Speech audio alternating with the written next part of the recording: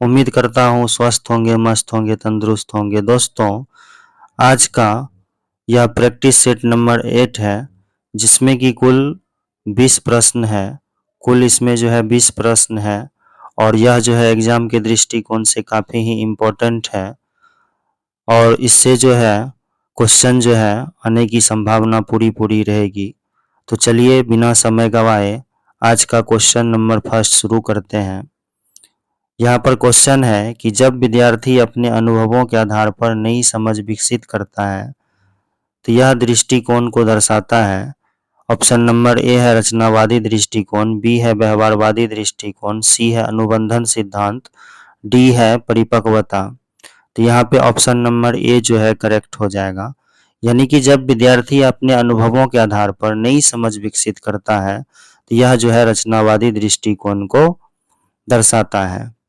Next question है कि अधिगम में स्थानांतरण की सफलता निर्भर करती है किन चीज़ों पर। ऑप्शन नंबर ए है केवल स्मृति पर, तो केवल स्मृति पर जो है निर्भर नहीं करती। केवल अभ्यास पर, तो केवल अभ्यास पर भी नहीं करता। ज्ञान को नई परिस्थिति में लागू करने की क्षमता पर, तो ये हो सकता है। केवल शिक्षक के निर्देश पर तो नहीं होगा। तो यहाँ पे ऑप्शन नंबर सी के साथ चले जाएंगे, यानी अधिगम में स्थानांतरण की सफलता निर्भर करती है ज्ञान को नई परिस्थिति में लागू करने की क्षमता पर। नेक्स्ट क्वेश्चन है विद्यार्थी की सोच और तर्क क्षमता को समझने के लिए शिक्षक को करना चाहिए, क्या करना चाहिए। ऑप्शन नंबर ए है केवल परीक्षा लेना चाहिए, बी है संवाद और प्रश्नों के माध्यम से जानकारी प्राप्त करना, सी है केवल गृह कार्य देना, डी है केवल अंक को देखना। तो केवल वाला ऑप्शन तो पहले यहाँ से कट जाएगा, केवल परीक्षा यहाँ पर भी है। यहाँ पे ऑप्शन नंबर बी के साथ हम लोग चले जाएंगे, यानी विद्यार्थी की सोच और तर्क क्षमता को समझने के लिए शिक्षक को संवाद और प्रश्नों के माध्यम से जानकारी प्राप्त करना चाहिए। नेक्स्ट क्वेश्चन है वाइगोत्स्की के अनुसार बच्चे का विकास अधिक प्रभावी होता है जब, कब, यानी कि उसे अकेले सीखने दिया जाए, तो ये गलत हो जाएगा, अकेले सीखने दिया जाए। उसे सामाजिक सहयोग और मार्गदर्शन मिले, तो ये सही है। केवल रटने का अवसर मिले, केवल परीक्षा कराई जाए, ये भी क्या हो जाएगा, रॉन्ग हो जाएगा।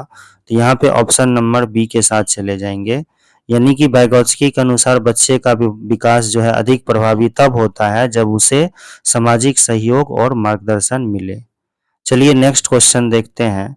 क्वेश्चन है जब विद्यार्थी स्वयं अपनी सीखने की प्रगति का मूल्यांकन करता है तो इसे कहते हैं। ऑप्शन नंबर ए है बाह्य मूल्यांकन, बी है आत्म मूल्यांकन, सी है चयनात्मक मूल्यांकन, डी है अंतिम मूल्यांकन।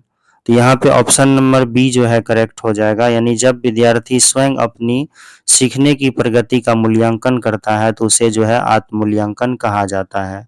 चलिए नेक्स्ट क्वेश्चन देखते हैं। किसी अवधारणा को गहराई से समझने के लिए आवश्यक है क्या करना। ऑप्शन नंबर ए है केवल याद करना, तो नहीं होगा। बी है केवल दोहराना, नहीं होगा। सी है विभिन्न उदाहरणों से संबंध बनाना, तो ये हो जाएगा। केवल लिखना, ये भी नहीं होगा। तो यहाँ पर जो है ऑप्शन नंबर सी के साथ चले जाएंगे। चलिए नेक्स्ट क्वेश्चन है कि सीखने में बाधाओं की पहचान के लिए शिक्षक द्वारा किया गया मूल्यांकन क्या कहलाता है।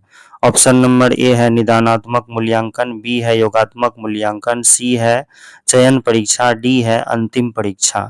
तो यहाँ पे जो है ऑप्शन नंबर ए के साथ चले जाएंगे, यानी सीखने में बाधाओं की पहचान के लिए शिक्षक द्वारा किया गया मूल्यांकन जो है निदानात्मक मूल्यांकन कहलाता है। चलिए नेक्स्ट क्वेश्चन देखते हैं। यहाँ क्वेश्चन है विद्यार्थियों में नए विचार उत्पन्न करने की क्षमता क्या कहलाती है। ऑप्शन नंबर ए है अनुकरण, बी है सृजनात्मकता, ये स्मृति और जो है पुनर्बलन है। तो यहाँ पे जो है ऑप्शन नंबर बी के साथ चले जाएंगे, यानी विद्यार्थी में नए विचार उत्पन्न करने की जो क्षमता होती है सृजनात्मकता कहलाती है। चलिए नेक्स्ट क्वेश्चन देखते हैं। क्वेश्चन है यहाँ पर कि एक शिक्षक बच्चों को अपनी गलतियों पर चर्चा करने का अवसर देता है, यह बढ़ावा देता है, किस चीज को बढ़ावा देता है। ऑप्शन नंबर ए है आत्मचिंतन, बी है भय, सी है निष्क्रियता, डी है निर्भरता। तो यहाँ पर जो है ऑप्शन नंबर ए के साथ चले जाएंगे, यानी कि एक शिक्षक बच्चों को अपनी गलतियों पर चर्चा करने का अवसर देता है, तो यह बढ़ावा देता है, किस चीज को, आत्मचिंतन को बढ़ावा देता है। नेक्स्ट क्वेश्चन है, सीखने में प्रेरणा का सबसे महत्वपूर्ण प्रभाव होता है। ऑप्शन नंबर ए है प्रयास और दृढ़ता बढ़ाना, बी है केवल अंक बढ़ाना, सी है केवल व्यवहार नियंत्रित करना, डी है केवल अनुशासन बनाए रखना। तो यहाँ पर केवल वाला ऑप्शन जो है ये सारा निगेटिव हो जाएगा, तो यहाँ पर जो है ऑप्शन नंबर ए के साथ चले जाएंगे, यानी सीखने में प्रेरणा का सबसे महत्वपूर्ण प्रभाव होता है प्रयास और दृढ़ता को बढ़ाना। चलिए नेक्स्ट क्वेश्चन देखते हैं। यहाँ क्वेश्चन है कि एक शिक्षक बच्चों की रुचि और क्षमता के अनुसार शिक्षण करता है, तो यह क्या कहलाता है? विभेदित शिक्षण, एकरूप शिक्षण, नियंत्रित शिक्षण या यांत्रिक शिक्षण कहलाता है।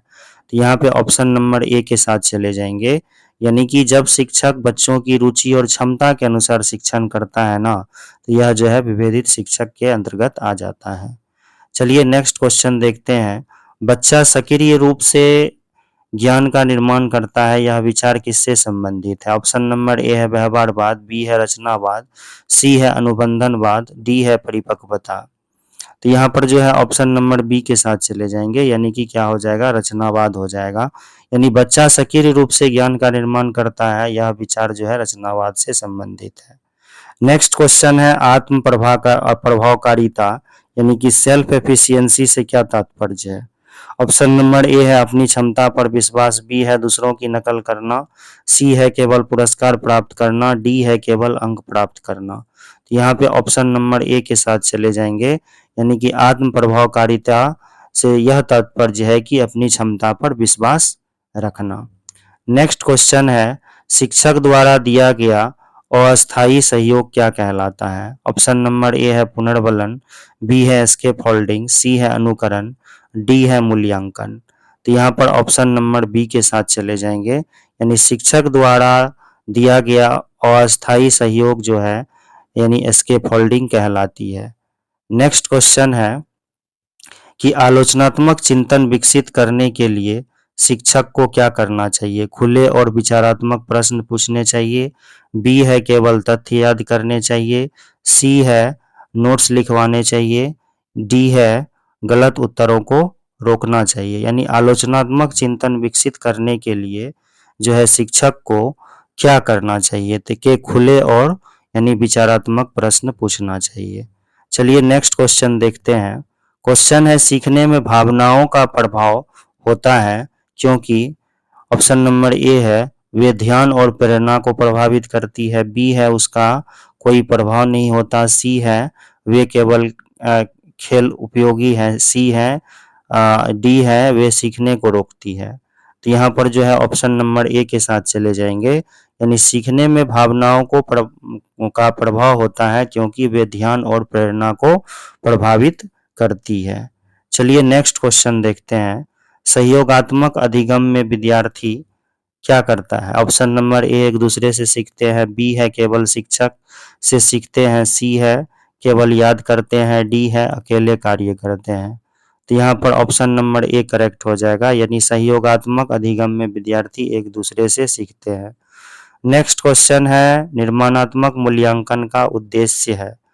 ऑप्शन नंबर ए है सीखने में सुधार करना, बी है विद्यार्थियों को छांटना, सी है केवल प्रमाण पत्र देना, डी है केवल तुलना करना।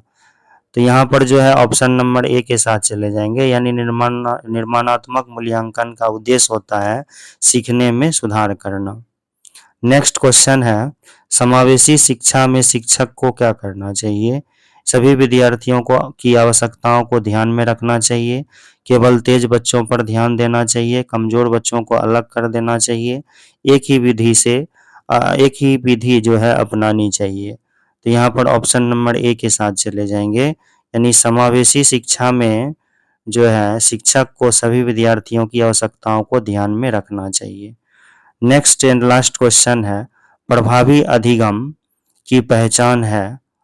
ऑप्शन नंबर ए है विद्यार्थी ज्ञान का प्रयोग कर सके, बी है विद्यार्थी केवल नकल याद करे, सी है विद्यार्थी केवल परीक्षा दे, डी है विद्यार्थी केवल सुनता रहे।